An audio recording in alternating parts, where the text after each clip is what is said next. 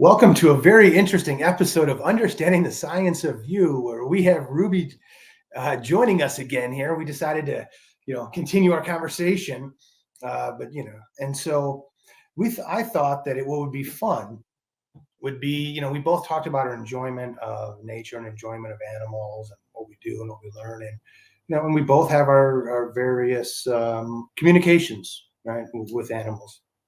And so there's a tremendous amount that I have had the pleasure of learning from my squirrel friends, in my yard here. I spend about 2 hours, 2 to 3 hours each morning, with them, feeding them, watching them, etc. And so I thought that it would be fun to have a podcast episode between a human and a squirrel. Well, in this case, a human and the squirrel consciousness anyway, right? And understanding what that would be like and helping to understand how we're more similar than what we realize, right? Mm-hmm. And so, that's really whether it be, I guess, the underlying theme behind anything that I'm going to talk about and understand the science of you is going to be all about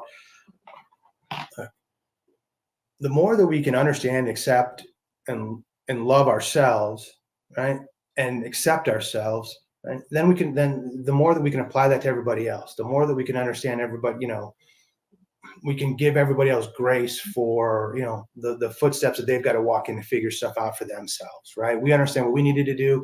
Let's give everybody else that same grace for the grace that we got, so to speak, right? Anyway, and so, look, and I think that animals were provided as a critical source of information and knowledge, and it's a deeper sense of knowledge than strictly the survival instincts or how to build shelter.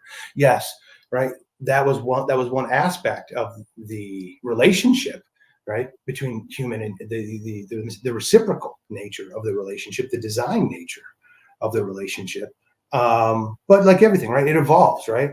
And as all of our consciousnesses evolve. And so the first thing that I want to kind of address is, before people go, all right, you crazy guy, what the heck are you talking about? Consciousnesses and squirrel, and how in communication, squirrel don't speak English. Exactly right. So let's just start right there. Right. So my belief is absolutely that we are part of an intelligent design system. And when I say intelligent design, strip away any sort of dogma or religion or philosophy or new age or anything else. All I mean when I say intelligent design was that there was purposeful intent behind the laws that govern our existence, right? Everything was designed for a purpose and an outcome and to work together, right? And that's much more deeply than the circle of life. Right, that's like one example of it, but everything is meant to help and work together, right? For example, something simple is when I have vegetables, right? Not processed food, but vegetables, and I put vegetables outside, and the squirrels and the chipmunks and the deer and the possum aren't willing to eat the pepper. I got to ask myself, what in the world is being put into my body, right? And so that's like a little simple way of, the kind of the quote unquote canary in the coal mine, or the rest. A way to have a reciprocal relationship is, look, nature is a great way to understand, is what's putting in my body healthy for me? Because if they're not going to eat it, why should I? So anyway, so that's that's an easy way, but but I want to kind of talk about storing of energy and like the intelligent design, and how would an intelligent design be able to create a system that facilitates interspecies communication, right? And the way that I learn is I got to understand how things are put together at kind of like the root cause. And so for me, I got to go, okay, how can these things connect? And not only how do different species communicate, but then how can this type of communication stand the test of time? Right. So what is something that is at the very common denominator that applies to everybody? And so some information that I got back, on that was, well, everything has emotions, actions, and intent. Mm-hmm. And so now energy then gets stored based on the actions that were taken, the emotions that were associated with it, and the intent that was driving, right? So the emotions are associating with the intent, which are then also the intent is then driving the actions. And so that is something that everybody can relate to. Now, from there, though, one's the empathy, right, and experiential learning and being able to put oneself in others' shoes now determines the depth and the richness that one can understand another person or another species experiences using and understanding that, right, emotions, intent, and actions. And so that's why my understanding has been, that's why one of the earth experience is all about one of the key components of it is developing that empathy, because that empathy is the foundation for psychism. Psychism then allows consciousness to consciousness communication, which then allows the communication between animals and other species, right? And that also is something that doesn't require, that is not language specific, right? Everybody then takes in the information the way that they understand it. I'll use an example here for myself. And Ruby, thank you for listening, as I haven't given you a chance to speak yet. This is kind of so I want to acknowledge that here, right? Is like how I kind of came to understand this as well about myself as I was feeding, the squirrels. And one of them was getting a little spazzy. And I'm like, whoa, what's going on? And all of a sudden this thought pops into my head, says, I don't understand. I'm doing the same stuff as these other ones, but you throw them food, but you didn't throw me food. And I was like, you know what? And I was like, whoa, right. And I realized that I was treating that squirrel differently, that I was treating the other ones differently, even though the actions were the same. Interesting. Right. And so I'm like, all right, well, that's kind of how that thought has got to come out of somewhere. Right. And so then that was kind of where I was like, okay, I got to figure this out. Like, because how do I communicate? How do I learn? How do we, what's the saying? Right. And that led me to the next question is which is kind of led me to what a fun conversation to have. Right. I was like, I started to go down the question of asking myself, what does a squirrel need a human for? Right. And that kind of helped me to start to put me into that perspective and to try to help me to expand my consciousness by understanding my comprehension from, their perspective. And that opened up a whole nother can of things. And so, that led us to our conversation today. And so in full disclosure, look, this could be a very cool and awesome conversation. This could blow up spectacularly. I don't know. What I do know is that when I do things out of enjoyment and fun in a place of love, right? And for me, this love is demonstrating that squirrels and all animals are sentient, conscious beings, that we're all on a different evolutionary path. They happen to be wearing one suit. We happen to be wearing a different suit. And those different suits allow us to have the experiences that we need to develop, right? Our survival instincts, our problem solving, our comprehension, our ability to identify patterns within an intelligent design, and how to then understand those patterns and causation, relationships, anyway, all things that are kind of more universal examples of intelligence.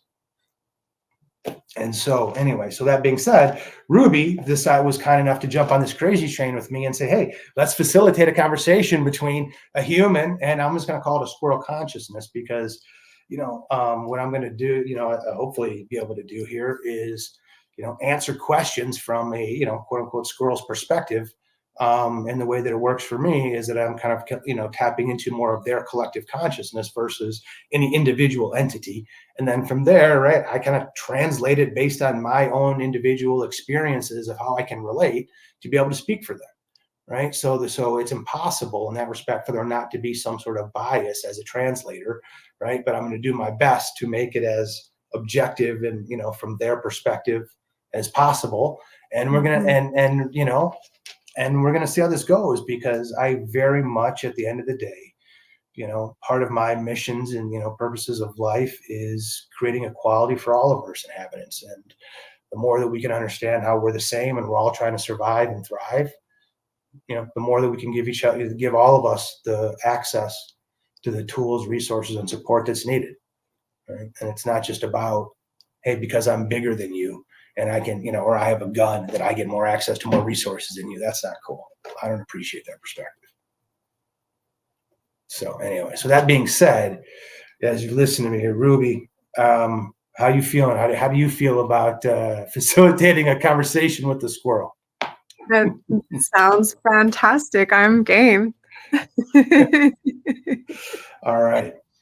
And so, so because we're trying this out of nowhere here, there are a few questions that I'm trying to kind of get conversation starters that I've gotten some answers to myself. So we're going to kind of use that as a jumping off point, and then hopefully that allows me to connect and to kind of keep things going. So Ruby, is there anything that you kind of want to add, or what do you, by the way, what do you want to get out of this conversation?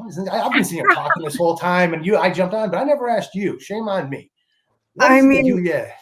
I think this is going to be fun for one. This sounds fun, and I think I really like this perspective of kind of opening people's eyes, because a lot of people do have well, I'm human, I'm superior, the little critters don't matter, and to be able to have the little critters speak through you, so to speak, their Yeah, consciousness, right, speak through you, to just demonstrate, yeah, all of Earth's creatures are valuable and matter and have their place in the evolution of consciousness.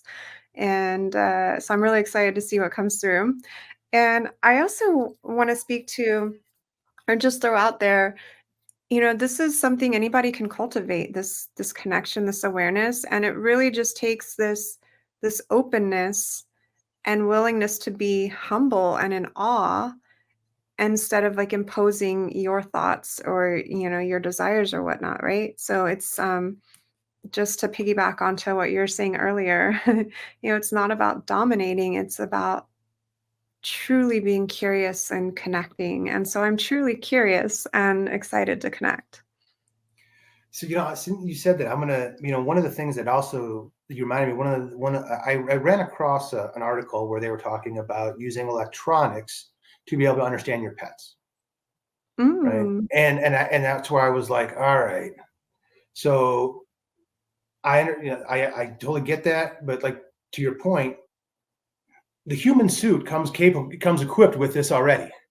why inject yourself or your pet with some technology or electronics and give somebody else access to you, right? When you are already equipped. Now, some people, they may take different types of work to uncover and unlock those different abilities, and that's going to be different for everybody, right? That's part of the learning experience. But the point is, which is so critical, I'm glad that you brought that up, and that's what we're here to talk about, is like, this isn't about like, hey, look what a couple of us are doing. No, this is like, hey, this is what we're all supposed to be doing. Yeah. Yeah. Right. And somewhere along the way, right, that's kind of changed. And so let's try to bring that back. And I guess, and that's what this is all about, is really saying, hey, we're all meant to do this. And so some of us are willing to put ourselves out there to demonstrate that. And I guess. So anyway, so that being said, how do you want to kind of get started here? Should I start with a silly question or one of our pre-selected questions that we thought would be good to talk about? I think if you wouldn't mind starting with one of the icebreakers, that might be the easiest way to help me ease into it. Okay, so this is a question from Graham, because I would not have asked the question this way. I just want to clarify that. Why do squirrels run away when Graham's trying to give them food? Well, they don't run away when I'm trying to give them food. Well, they don't run away from me too, so I don't want to say when I'm trying to feed them, because that's not my experience either. All right. Well, I'll take that. Well, some do run. I take that back. Some do run. So here we go. So all right. Okay. I mean, I can change the so question. Here's the. So this is kind of a deep one. So first, let's start with like before we became neighbors. So before we became neighbors, right? Like we had this land and this thing, and stuff was flat. We ran around, we did all this stuff, we came and went. It was pretty cool. Next thing we know, all of a sudden, where there was this flat land, there's no longer flat land. It's now raised land. So it's cool. This kind of provides something to climb on, provides some elevation to see things with, but it doesn't provide me access to the same natural resources in which to live and expand that that I once had. So, but hey, look, we're all here learning. So what it does, it helped me to hone my, helps us hone our survival skills. It helps us to understand our, and to what's it called? Not just our survival instincts, but our creative problem solving, right? Um, and adaptability, and being fluid, right? It doesn't make any sense to us why you guys choose to live in cages, but so be it. We like freedom. And so that's one thing. So all of a sudden, out of nowhere, we got these, we've got these things that pop up on where we used to hang out. They're, you're like 20 times the size of us. And next thing you know, so now all of a sudden you move in, and next thing we know, you start throwing shit at me. So sorry. All I'm doing is I'm out here minding my own business. What left of my area to mosey around in. Now I got this giant throwing stuff at me. How am I supposed to know what it is? I know you might think that it's food, but like seriously, all I know is I got this giant starts throwing crap at me. Yeah, I'm gonna run away because so far my prior experiences hasn't exactly worked out. I don't enjoy, you know, um, what's it called? Having stuff being thrown at, watching how I react. I don't enjoy being on, being on the other end of a skewer. We're not meant for eating. I don't enjoy, we don't enjoy, having the land taken, so it hasn't really been, it's kind of been a one-sided relationship. So yeah, when a giant throws stuff at me, I'm going to run away. Makes sense. Makes sense. So, are squirrels easy to tame by humans? Oh, this is another one. So tame. When I use the word tame in the consciousness, that definitely set off they did not appreciate that word. Yeah, I know. There's two parts to this. So let's about tame. So you think of us as tame because it's once we do understand that it's food, right? Then all of a sudden, we don't run and we're willing to accept food. So so you think of how easily we are to tame because all you got to do is show us that we're food. Well, let me flip it back to you. Part of our existence and creative problem solving survival instincts is learning how to feed ourselves and learning how to find food and how to and so if all we got to do is walk around you and near you and all of a sudden these giants go and do all the hard work and bring the food to us, I'm just asking who's taming who here.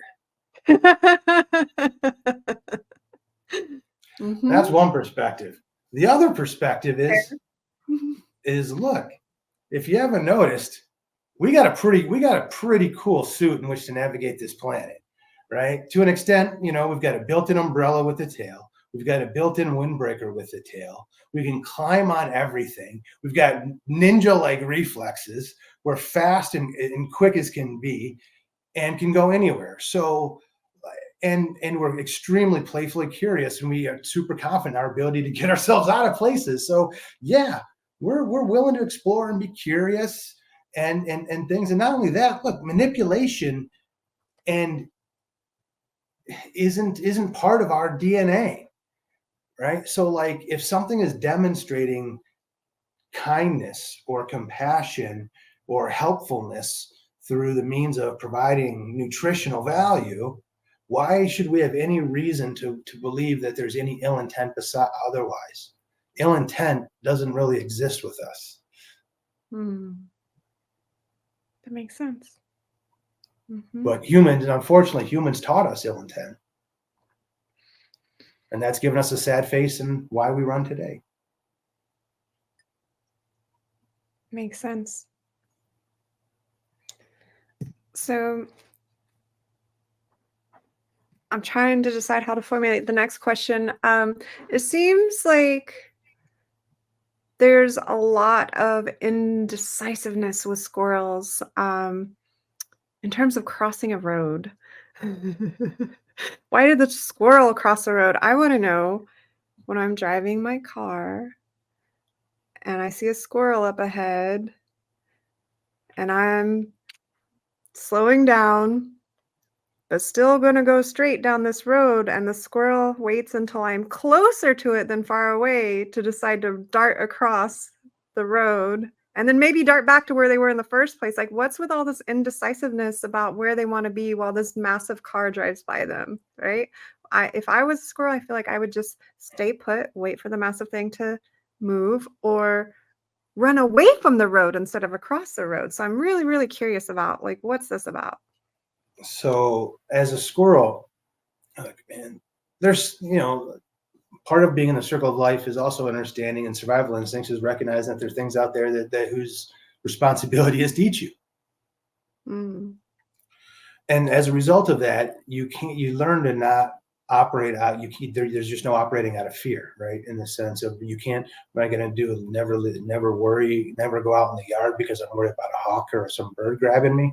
No, that's not how it works. I learned how to crawl. I learned how to walk up against trees, how to walk up against, things that protect me, right? That's what that provides. Why I'm saying that to me. And so that means is, when we're focused on doing something, we're just simply focused on what it is that we're here to do. And so then when something catches us off guard, we get startled. And in nature, what you're referring to as a car, look, there's not a correlation I don't have squirrels don't have a reference point to understand depth perception and how fast something is coming at the car is coming at you, in which to Mm. recognize something and then how to react accordingly. And so that indecisiveness is that holy crap, this thing's coming at me faster than what I'm used to. Do I go this way? Do I go that way? I don't have a reference point. And so without knowing what to do, right, then sometimes without being able to be indecisive, right, look, that's part of learning. And demonstrating intelligence and creative problem solving is being in those situations. Now, the thing that I will tell you to set your mind at ease is, look, the same way that you guys have incarnation or reincarnation, or so to speak, or whatever, same thing here, right? So the most beautiful thing about being a squirrel is, look, we live our lives with no fear, running, jumping, built-in parachute, right? Like, okay. And so 99.9% of our life is so carefree and fearless and doing everything and exploring anywhere that we want to go, and getting ourselves out of all kinds of crazy spots and learning from all of that stuff until we don't.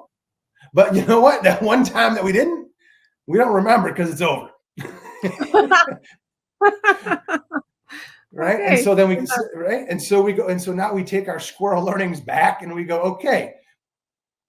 So from a surviving and navigating what worked, what didn't work, why did we get caught up in, and so how do we create our new set of hypotheses and to learn how to, next time we see something we're not familiar with, how do we now want to try to handle that and see if that works, right? So that way, so that as a squirrel, we're more equipped for the unknown.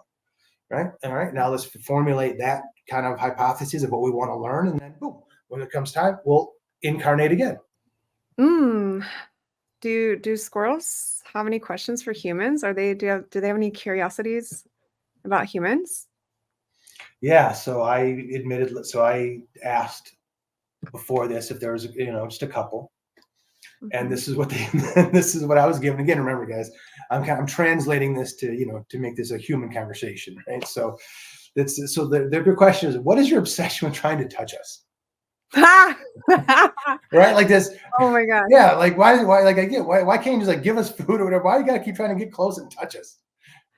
Well, I can't speak for all humans, but I can speak for myself as like, cause you're so cute and furry. I want to pet your little head. And yes, we like to touch cute, furry, miniature things. Humans. Well, you recognize where I come from. When things come out like this, that's called claws on a bird. Yeah, that's Okay, why and I'm like like, this. yeah, and so when things, we don't really, affection isn't really, the way that you experience it isn't the way that we experience it. So we don't have a reference point to understand this need to have some of that connection as a general rule, right? Just like humans, there are highly sensitive uh, animals, right? Highly sensitive people that are more of the curious, the rule breakers, the mold breakers, the ones that Mhm. push the boundaries to take the learnings then back to the consciousness, right? Because you can't have everybody doing that, right? Otherwise, you can't maintain Yes. order. But you need to have a small percentage. So yes, there are some squirrels though then that do that will become more adventurous and engage in all those other things, and that are willing to, make their quote unquote little sacrifices of their squirrel lives in case things don't go right, for the greater learning and evolution of all. Okay. Anything else they want to know? Oh, so yes, I was saying, yeah. What is it? So yeah, that here we go. This is another, like, from your perspective, if you think about us, what's in it? What do you think is in it for us to interact with you? Well, if I'm offering food, if a human is offering food, there's some free food, easy food, right? Yeah, this is true. Um, Yeah. yeah, I are y'all as curious about us as we are about you? Like you get to satisfy some curiosity, some exploration, some connection with other species, perhaps? There's it's funny you say that. Look, there was a time when there was a time when there was connectivity, openly, but due to you know changes in the nature of the relationship, where we went from friends to food, that psychic connection was kind of cut. And so, as like many things that are happening in the evolution of the planet right now, um, many animals that had cut off some of that quote unquote psychic connectivity is also now starting to get it back, and being able to connect, as there are um, more human friends to be their advocates, and provide safe spaces for them, to have Yeah. access to resources and things like that.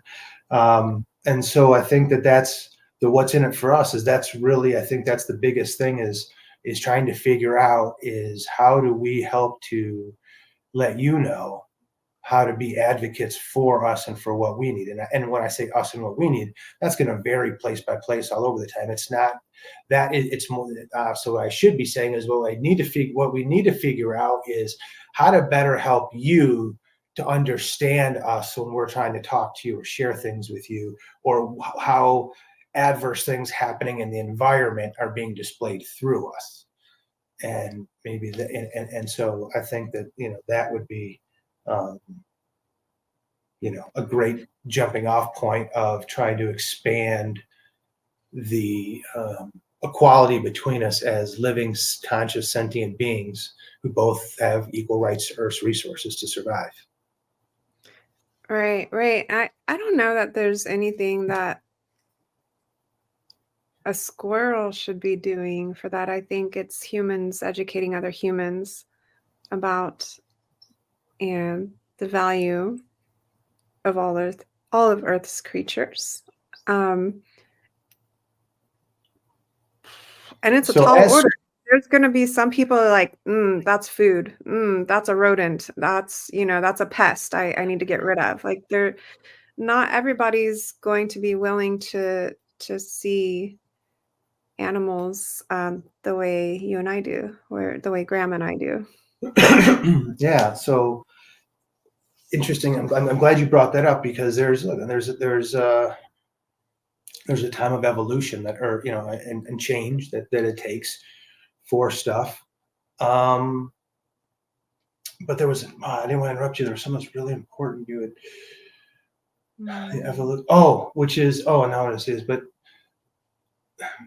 I think you're right. And that's actually one of the things that is actually really sad, because when I start to think about, and I know, even though we're talking about squirrels just happen to be the animal that has made itself available to me to learn from and things like that, right? This concept applies to everything.